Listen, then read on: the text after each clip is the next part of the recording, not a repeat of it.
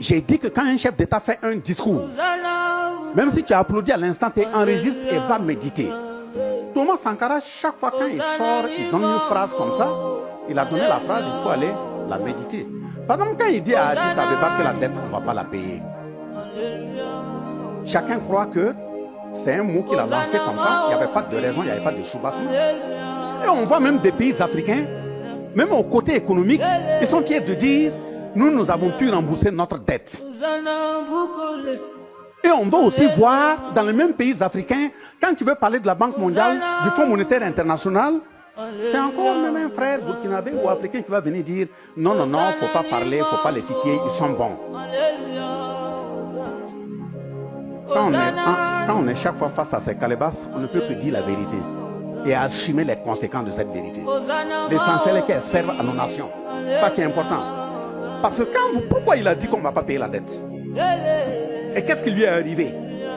Il a dit qu'on ne va pas payer la dette parce que justement, la dette qui fait qu'on n'arrive pas à s'en sortir, que nous sommes en train même de payer malicieusement, quand on va prendre conscience, davantage conscience, et de façon ferme, c'est une dette qu'on ne doit pas payer. Pourquoi?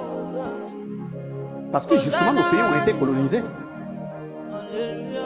Et la Banque internationale de développement qui a été créée par les États-Unis à son temps, pendant la période coloniale, c'est ça qu'ils ont transformé en Banque mondiale. Et c'est cette banque, la BIRD, c'est cette banque transformée après en Banque mondiale qui devait donner l'argent aux colonisateurs. Pour faire quoi? Pas pour nous développer, hein. Créer les rails pour transférer les matières premières. Créer les ponts de transition. Assurer l'alimentation de ceux qui vont faire les portages de matériel du Bamako, marcher jusqu'à Dakar. C'était pas pour nous développer. Et justement cette dette qui a été cumulée, arrivée en 1960, quand ils ont voulu parler de l'indépendance de nos pays, ils ont pris cette dette qu'ils ont utilisée pour nous exploiter là, mettre dans la caillotte, dire que c'est notre dette. Voilà d'abord ce qu'ils ont fait.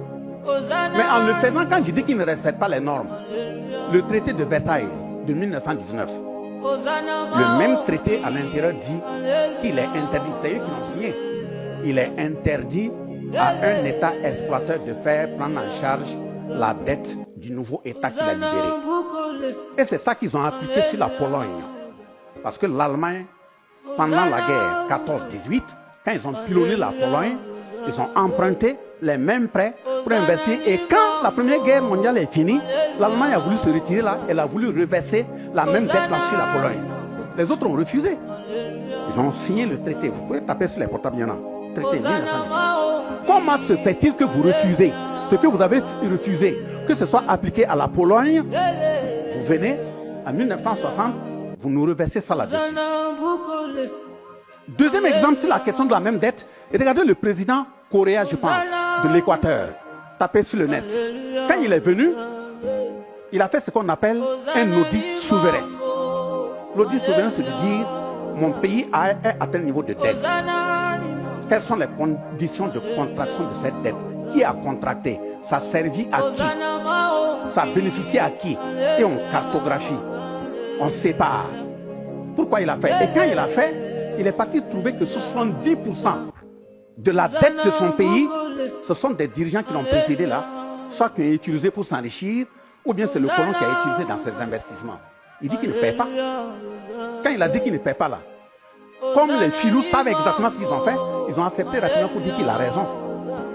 Et la négociation qui a été faite, ben, bon, pour toi, tu peux ne pas payer, mais ne fais pas sortir l'écho pour que les gens sachent. Vous voyez ce que c'est? Mais après, quand le cas de la Pologne est passé, voilà le cas du Zaïre. En 1960, au moment où il reversait la dette, le Zaïre n'avait que 14 enseignants supérieurs, aucun médecin, aucun ingénieur, rien. Le Zaïre, là, c'est un scandale géologique, non?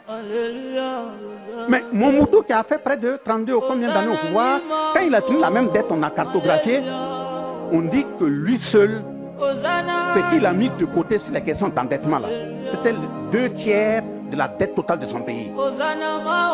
2/3. Et La troisième facette, quand ils donnent la dette, même quand tu passes t'endetter, d'abord en tant que dictateur qui fait leur affaire, enlève même plus de la moitié, va créer un compte chez eux, tu mets, ils ne te disent rien.